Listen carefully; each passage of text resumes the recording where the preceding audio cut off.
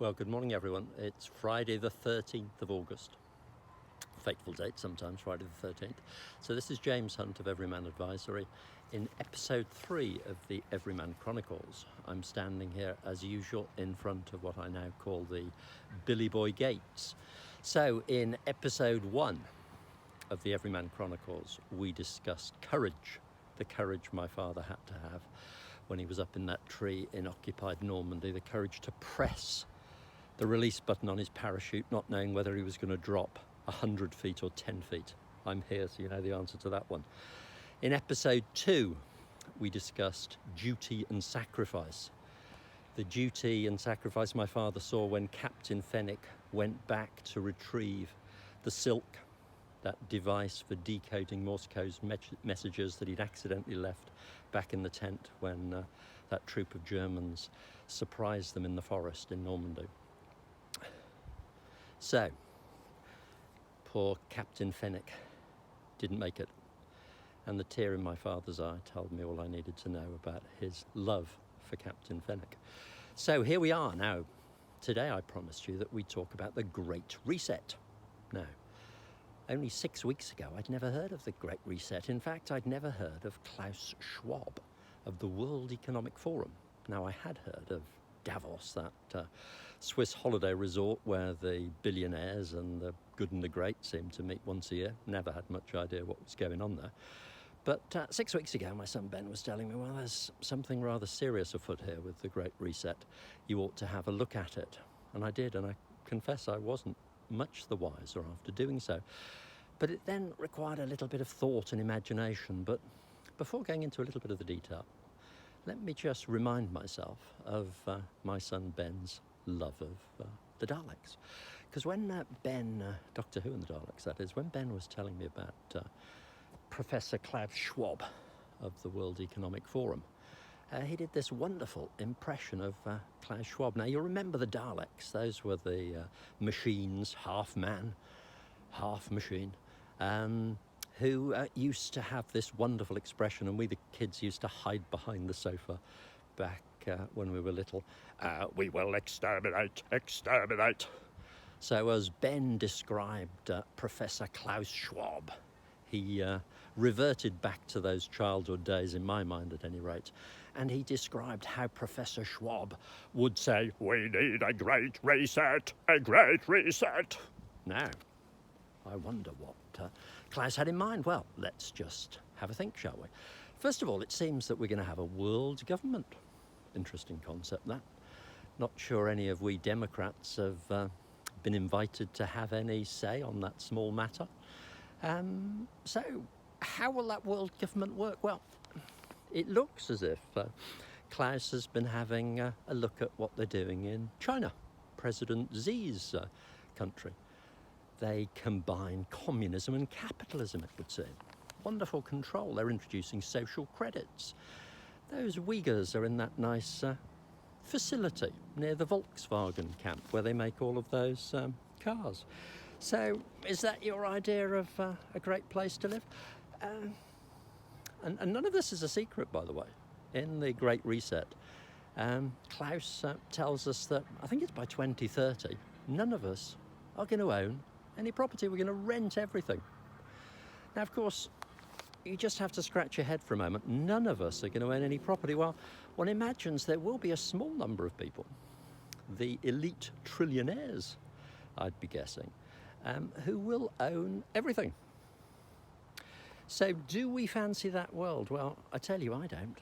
Certainly not a world controlled by technology, social credits, digital currency that's programmable. This is how much you're allowed to spend on this, that and the other? I think not. And then let's just have a look at some of the precedents that we have to go on. Some years ago, an organisation called Gavi was set up in Geneva, Switzerland. I'd never heard of Gavi until 3 weeks ago. And then I started looking into it. There's a great journalist, Dan the Man I call him, who described Gavi as a legalised mobster corporation with very good cause, I would suggest. This organisation has an agreement with Switzerland.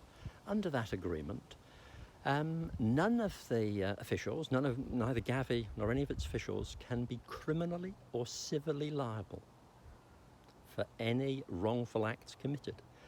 It's not possible for the Swiss authorities to go into Gavi's premises. It's not possible for them to seize Gavi's computers. It's not even possible for them to apprehend Gavi personnel going into and out of the Gavi headquarters to find out what they might be carrying. Now, Gavi, you should know, has a rather interesting and incestuous relationship with WHO, run by that gentleman, Dr. Tedros, the former Ethiopian terrorist. So the way it works is this. In 2014, the constitution of the WHO was changed so that a whole new health plan was laid out. So now, on the say-so of Gavi, the Global Alliance of Vaccines International, and Dr. Tedros of WHO, a pandemic can be declared. Now, pandemic in the old days used to be a serious disease that was causing death globally or serious illness globally. Now, it seems that a global disease such as the common cold can count as a pandemic. Scary, I'd say, when 194 companies are then legally mandated to do all sorts of extraordinary things. Some of the extraordinary things, of course, that we've seen over the last 15 months. So, doesn't bode well, does it? Particularly if one might be a sceptical guy thinking, are these vaccines actually going to work? Well, I've been looking with increasing alarm at the statistics coming out of Iceland, Denmark, and Israel. It seems they've got high levels of hospitalisation now. We might be told these are because of the Delta variant of the coronavirus. Well, bearing in mind they never isolated, in medical terms, that has a strict meaning, isolated SARS-CoV-2. How can it be that we're calling this the Delta variant? It's all rather mysterious, but what's not mysterious is that hospitalisation rates are going up, and there's grave concern among medical practitioners that this is caused by something called ADE, advanced antibody dependency, cytokine storms, as I also call it. Now, this is happening in these northern hemisphere countries in the summer.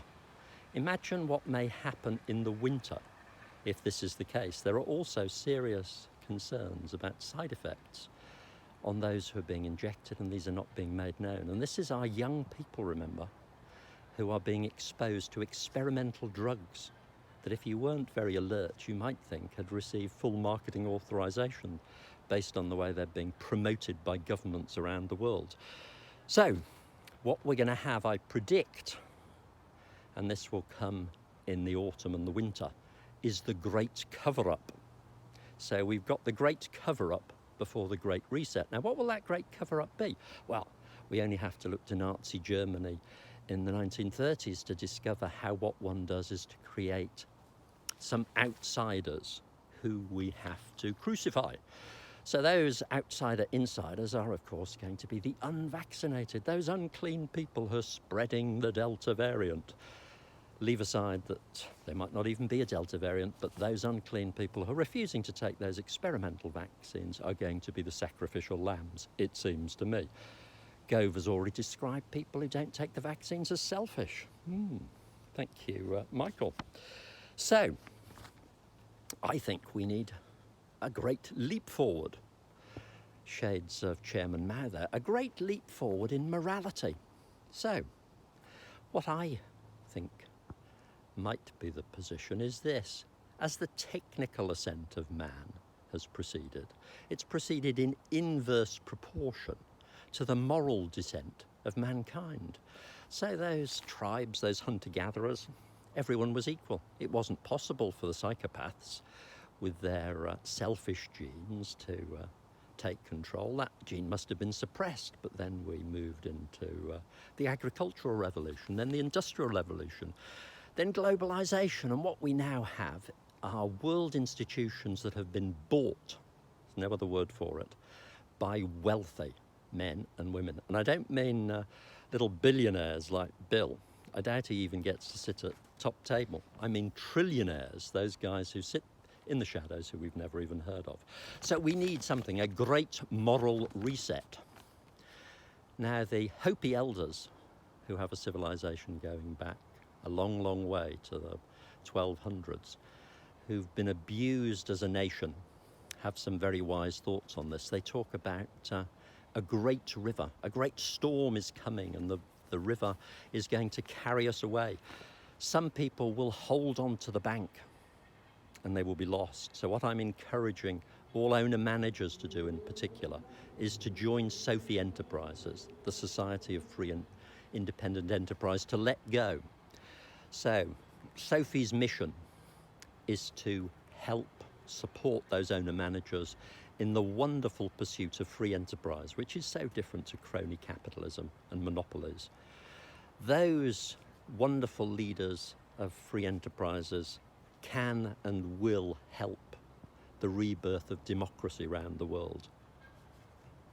And then we'll end up with a new family of nation states. None of this corporate stuff, Klaus, sorry. A family of nation states. The inhuman corporation needs to be replaced. A new age of man and woman needs to be born. Not human, not homo sapiens, but men and women who care, who have morality.